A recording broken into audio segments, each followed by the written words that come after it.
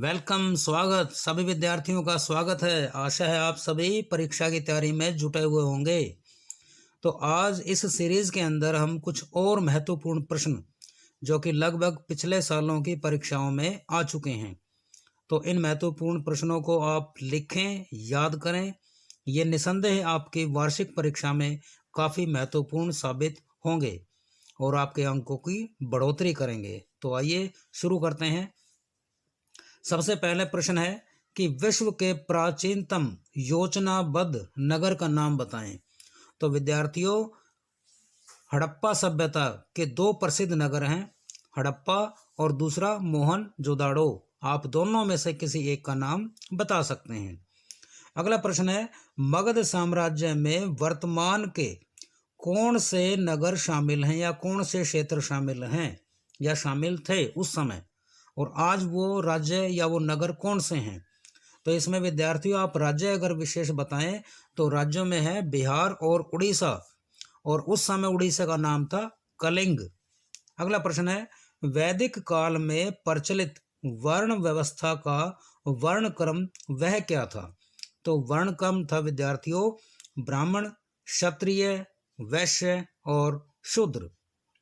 तो इस तरह से पूरे समाज को कुल मिलाकर के 4 भागों में बांटा हुआ था। अगला प्रश्न है, चिश्ती सिलसिला इसकी स्थापना कब हुई और किसने की। तो विद्यार्थियों, चिश्ती सिलसिले की स्थापना 12वीं शताब्दी में मोइनुद्दीन चिश्ती ने यह की थी, और चिश्ती सिलसिले की प्रमुख जो स्थल है वह है अजमेर के अंदर। अगला प्रश्न है, विजयनगर भारत के किस प्रांत में स्थित है या स्थित था। तो विजयनगर जो है विद्यार्थियों, जिसका नाम अब हम्पी है, वह कर्नाटक राज्य में स्थित है, और इसकी आप लोकेशन यदि जानना चाहें तो तुंगभद्रा और कृष्णा दोनों नदियों के बीच में स्थित है। अगला प्रश्न है, 1857 के विद्रोह का आरंभ कहाँ से हुआ। तो विद्यार्थियों, यदि यह प्रश्न आपके ऑप्शंस में हो और ऑप्शंस में बैरकपुर नहीं है और मेरठ है तो आप निसंदेह इसका आंसर मेरठ देंगे।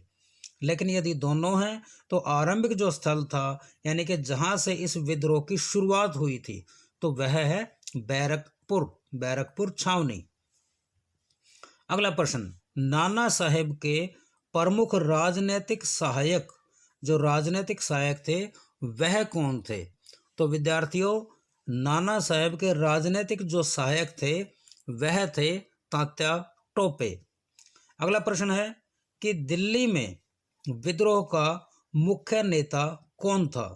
तो इस प्रश्न को पढ़ते हुए कंफ्यूज होने की आवश्यकता नहीं है बिल्कुल भी।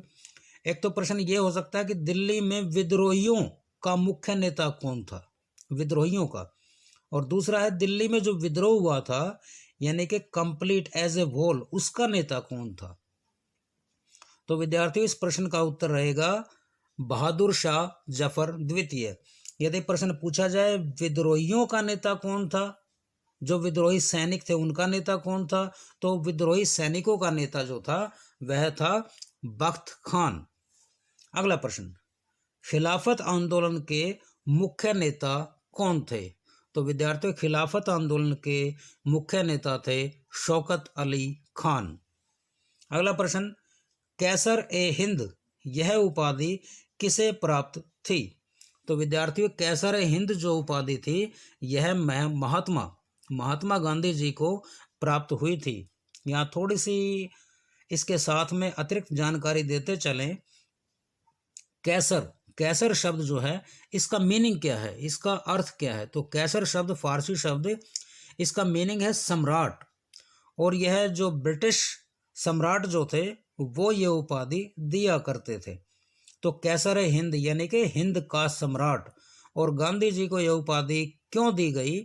तो गांधी जी को उपाधि दी गई दक्षिणी अफ्रीका में उनके कार्यों के कारण, जो भी कार्य किए थे, और कार्य कौन से किए थे, कार्य किए थे विद्यार्थियों बोअर युद्ध के अंदर जो ब्रिटिश सैनिक जो घायल हुए उनके लिए एम्बुलेंस कार्य। और एम्बुलेंस कार्य कौन सी फोर्स के द्वारा, तो नटाल इंडियन एम्बुलेंस कोर्प्स की स्थापना हुई थी, और इस कोर्प्स के अंदर जो पैसा जो था वह भारतीयों द्वारा वहन किया जाता था।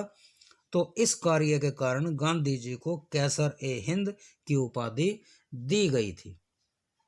अगला प्रश्न, काला विधेयक किसे कहा जाता है या काला विधेयक क्या था?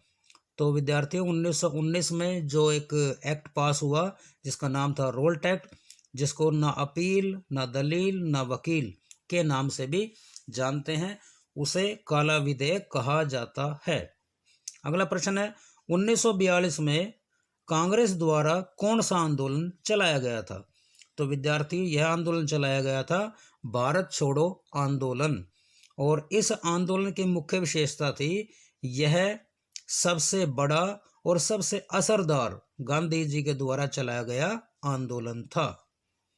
अगला प्रश्न है, अब प्रश्न है आपके सामने, रिक्त स्थानों की पूर्ति करें, यानी कि रिक्त स्थानों को भरना है बड़ा ध्यान से समझ करके।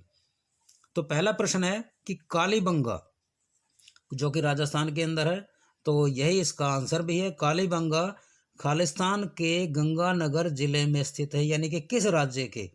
तो राजस्थान राज्य के गंगानगर जिले में स्थित है कालीबंगन। अगला प्रश्न, सम्राट अशोक ने डैश विजय के पश्चात युद्ध नहीं करने का प्रण लिया था? तो कौन से युद्ध के बाद? तो उस युद्ध का नाम था कलिंग युद्ध, या कलिंग विजय के पश्चात युद्ध न करने का निर्णय लिया था। अगला प्रश्न है, बहुपति प्रथा किसने चलाई थी या किन में प्रचलित थी? तो बहुपति प्रथा जो थी विद्यार्थियों, यह पांडवों के अंदर प्रचलित थी, जैसे कि द्रौपदी का उदाहरण आप इसमें दे सकते हैं। अगला प्रश्न है, महात्मा बुद्ध को सच्चे ज्ञान की प्राप्ति कहाँ हुई थी? तो विद्यार्थियों महात्मा बुद्ध को सच्चे ज्ञान की प्राप्ति गया नामक स्थान से हुई थी, जो कि वर्तमान में किस राज्य में है? झारखंड राज्य के अंदर। तो उस जगह को आजकल बोध गया नाम से भी जानते हैं। अगला प्रश्न है, नयनार भगवान किसको, अब यानी कि किस भगवान को ये मानते थे या किस भगवान के भक्त थे नयनार? तो नयनार जो थे विद्यार्थियों, वह शिव को मानते थे, और इसके साथ में अलवार वह विष्णु को मानते थे।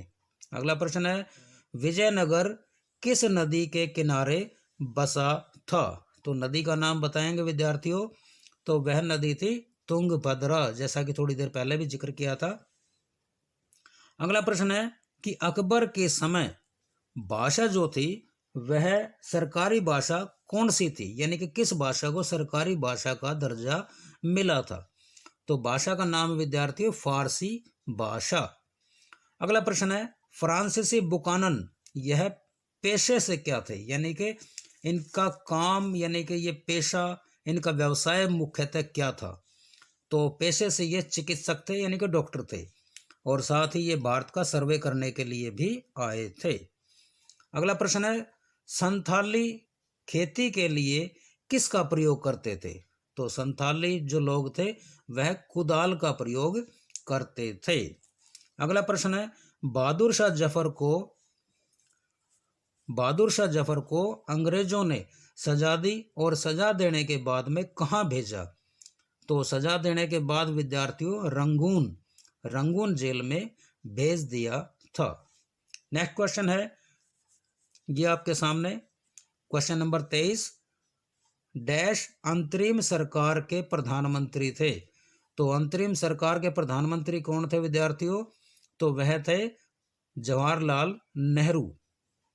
नेक्स्ट है कि भारत के अंतिम ब्रिटिश वायसराय वह कौन थे? तो अंतिम ब्रिटिश वायसराय थे लॉर्ड माउंटबेटन। आशा है विद्यार्थियों आपने अच्छे से इन प्रश्नों को याद किया होगा। आप इन सभी प्रश्नों को अपनी नोटबुक में लिख सकते हैं ताकि आने वाले एग्जाम में आपकी अच्छे से मदद हो सके। तो इसी तरह की वीडियोस के लिए आप इस चैनल को शेयर, सब्सक्राइब और लाइक कर सकते हैं। मिलते हैं नेक्स्ट वीडियो में, तब तक के लिए कीप वॉचिंग। Thank you.